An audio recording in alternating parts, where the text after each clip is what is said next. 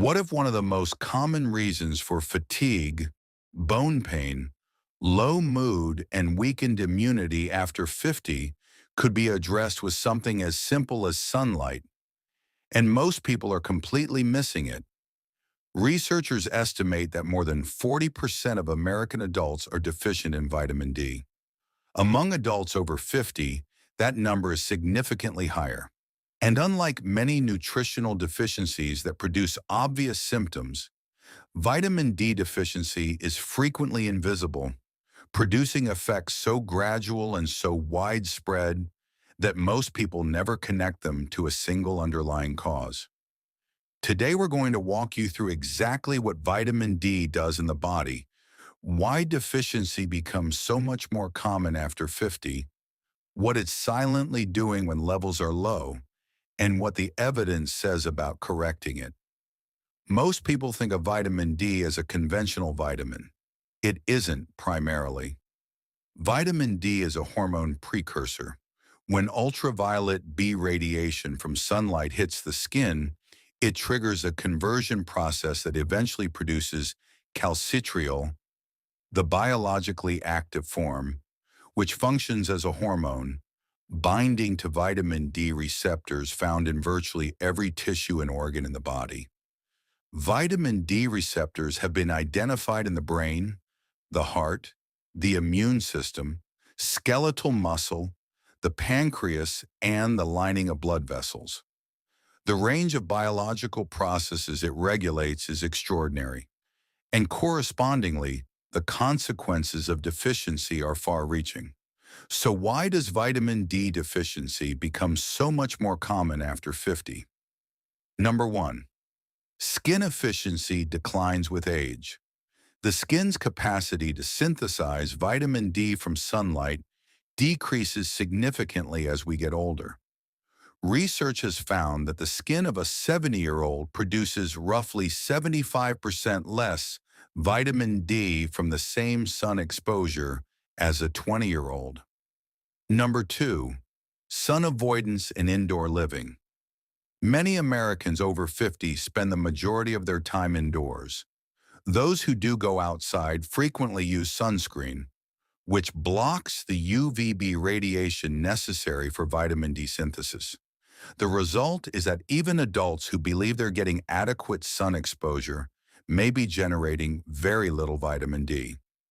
Number 3, kidney function declines with age. Because the final conversion of vitamin D to its active form occurs in the kidneys, age-related decline in kidney function directly impairs the body's ability to activate vitamin D. Number 4, body fat sequesters vitamin D. Vitamin D is fat-soluble and stored in fat tissue. In individuals with higher body fat, more common after 50, a greater proportion of circulating vitamin D is sequestered in fat cells, reducing the amount available for biological activity. Number 5, dietary sources are limited. Very few foods contain meaningful amounts of vitamin D naturally. Diet alone is rarely sufficient to maintain adequate levels. Now let's talk about what vitamin D deficiency is actually doing to the body. The skeletal effects are the most well-established. Vitamin D is essential for calcium absorption in the intestine. Without adequate vitamin D, calcium absorption falls dramatically, even when dietary calcium intake is sufficient. The body compensates by drawing calcium from bone, accelerating the bone loss that contributes to osteoporosis and fracture risk.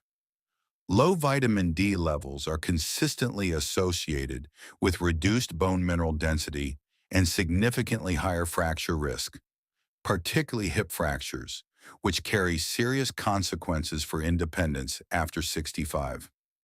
The muscle effects are closely related and frequently overlooked.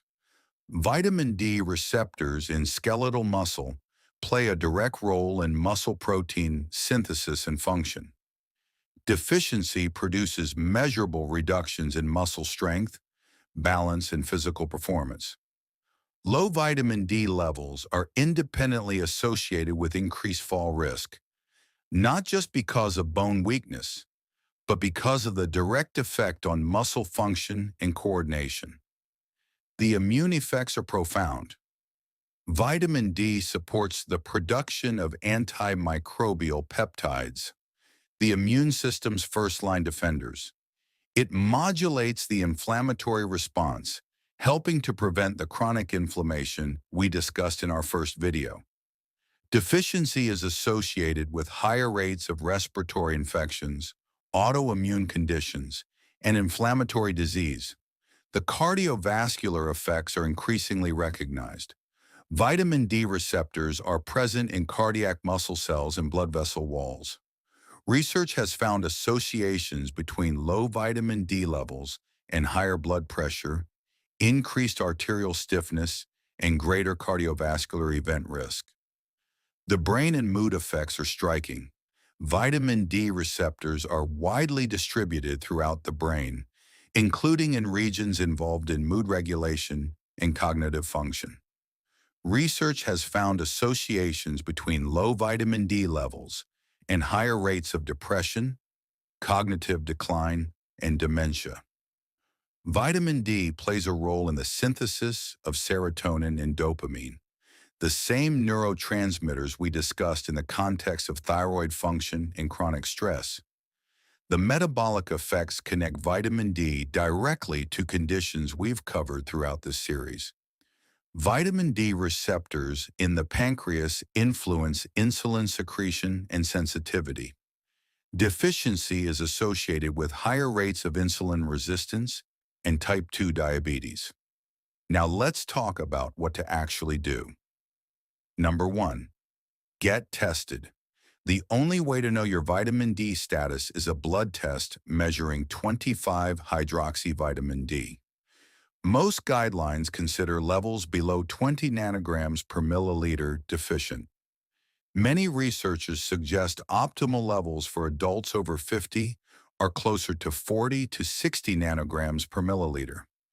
If you haven't had your level checked recently, asking your doctor to add it to your next blood panel is straightforward and potentially important. Number 2, sensible sun exposure. For most Americans, midday sun exposure, roughly 10 to 30 minutes on the arms and legs without sunscreen, several times per week, can meaningfully support vitamin D production during spring, summer, and early fall. At latitudes above approximately 35 degrees north, which includes most of the continental United States, UVB radiation is insufficient for vitamin D synthesis during winter months, regardless of time spent outdoors. Number 3, supplementation. For most adults over 50, supplementation is the most reliable way to maintain adequate levels, particularly during winter months. Vitamin D3 is the form most efficiently absorbed and utilized. Research suggests most deficient adults require between 2,000 and 4,000 IU daily to reach and maintain optimal blood levels. Vitamin D works synergistically with vitamin K2, which helps direct calcium to bones rather than soft tissues, a combination many researchers recommend for adults over 50 supplementing at higher doses. Number 4, address the factors that impair utilization. Magnesium is required for the conversion of vitamin D to its active form. Magnesium deficiency, extremely common in Americans over 50, can render vitamin D supplementation less effective even when doses are adequate. Ensuring sufficient magnesium intake alongside vitamin D is an important and frequently overlooked step. Vitamin D deficiency contributes, through multiple mechanisms, to virtually every major health concern we've covered in this series: inflammation, bone loss, muscle weakness, cardiovascular risk, cognitive decline, mood disorders, and metabolic dysfunction. Correcting it is genuinely straightforward. A blood test, sensible sun exposure, targeted supplementation, and attention to the cofactors that support utilization. Accessible, low-cost interventions with broad impact on health after 50. If this was useful, hit the like button. It helps more people over 50 find content like this. Subscribe so you don't miss what's coming next. And leave a comment below. Have you ever had your vitamin D level tested? The number might surprise you. We'll see you in the next one.